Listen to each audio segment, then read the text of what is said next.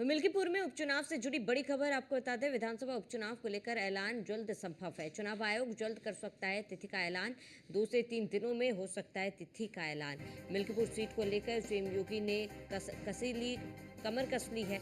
CM ने संभाली कमान, 6 मंत्रियों को मैदान में उतारा है। ये बड़ी खबर आपको बता दें, जहां विधानसभा उपचुनाव को लेकर ऐलान जल्द संभव। बड़ी खबर, अहम जानकारी आपको बता रहे हैं, जहां चुनाव आयोग जल्द कर सकता है तिथि का ऐलान।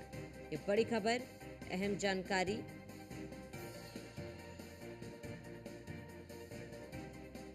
चुनाव आयोग जल्द तिथि का ऐलान कर सकता है, बड़ी खबर आपको बता रहे हैं।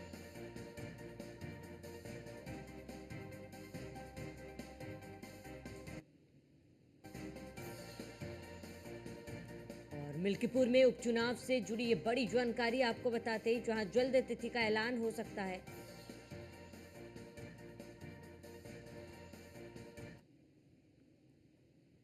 अधिक जानकारी के लिए हमारे साथ संवाददाता एसके बाजपेयी जुड़ चुके हैं। एसके बाजपेयी, क्या कुछ पूरी जानकारी है? मिल्कीपुर सीट पर उपचुनाव को लेकर जल्द तारीखों का ऐलान इसी कर सकता है?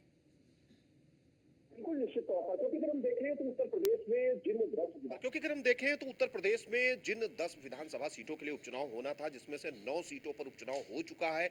चूंकि कानूनी बाध्यता के चलते मिल्कीपुर सीट पर उपचुनाव नहीं हो पाया था, दिल्ली विधानसभा के साथ ही उत्तर प्रदेश की इस मिल्कीपुर विधानसभा सीट के उपचुनाव की घोषणा भी हो सकती है। हालांकि इसको लेकर जो निर्वाचन आयोग है वो अपनी प्रक्रिया को आगे बढ़ा रहा है। उम्मीद है जल्द ही इसके उपचुनाव की घोषणा होगी। यही एक वजह है कि भारतीय जनता पार्टी लगातार इस सीट को लेकर पूरी तरीके से एक्टिव दिखाई दे रही है और लगातार इस सीट पर भारतीय जनता पार्टी की तरफ से प्रचार जारी है। चाहे वो भारतीय जनता पार्टी के संगठन के लोग हों या खुद मुख्यमंत्री योगी आदित्यनाथ हों या उत्तर प्रदेश के दर्जन भर मंत्रियों की फौज हो, वो लगातार इस सीट पर लगा दी गई।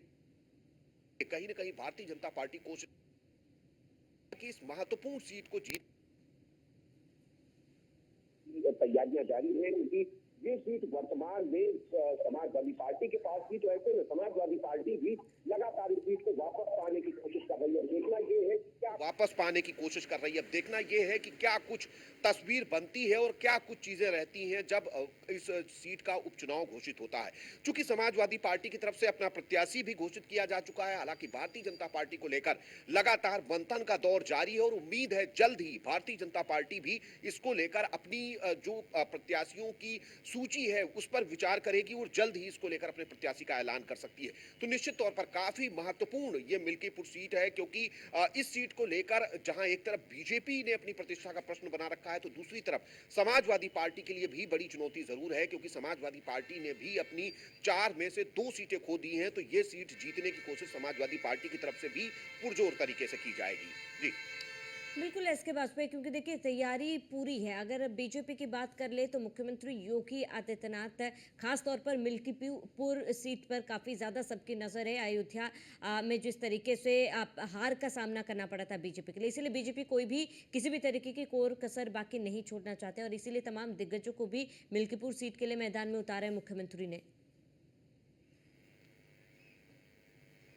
बिल्कुल निश्चित तौर पर भारतीय जनता पार्टी लगातार, चाहे वो संगठन हो या सरकार हो, दोनों को पूरी तरीके से एक्टिव कर रखा है। मिल्कीपुर को लेकर बीजेपी पूरी तरीके से अपने जो सिपह सलार हैं उनको मैदान में भेज रही है। संगठन की तरफ से लगातार बैठकें हो रही हैं, रणनीति बनाई जा रही है। तो भारतीय जनता पार्टी के सरकार की तरफ से भी लगातार इसको लेकर मंथन का दौर जारी है। 6 मंत्रियों की ड्यूटी भारतीय जनता पार्टी ने लगा दी है, चाहे वो सूर्य प्रताप शाही हो, चाहे उत्तर प्रदेश के मंत्री दयाशंकर मिश्र दयालु हो, चाहे महेंकेश्वर शरण सिंह हो। इन सभी को मौके पर भेज दिया गया है और कोशिश की जा रही है कि भारतीय जनता पार्टी इस सीट पर बेहतर परफॉर्म कर सके और 2022 में जो ये सीट बीजेपी नहीं जीत सकी थी उसको इस उपचुनाव में जीता जाए। तो कहीं ना कहीं इसको लेकर, क्योंकि सबसे बड़ी बात यह है कि ये सीट अयोध्या से जुड़ी हुई है, तो ऐसे में बीजेपी के लिए भी बड़ी चुनौती जरूर है कि इस सीट को जीता जाए। हालांकि मुख्यमंत्री ने अपने संबोधन में एक चीज कही थी कि अगर हम कटहरी जीत सकते हैं, कुदरकी जीत सकते हैं, तो मिल्कीपुर भी जीत सकते हैं, क्योंकि मुख्यमंत्री भी यहां अपने पार्टी पदाधिकारियों के साथ बैठक कर चुके हैं। तो काफी महत्वपूर्ण ये सीट है। अब देखना यह है कि इस सीट को लेकर जब सपा की तरफ से प्रत्याशी घोषित है और बीजेपी भी अपने प्रत्याशी को घोषित करती है, तो किस ऊंट करवट बैठता है और क्या कुछ इस सीट को लेकर रहने वाला है। ठीक है, इसके बाद पे तमाम जानकारी के लिए आपका बहुत बहुत शुक्रिया।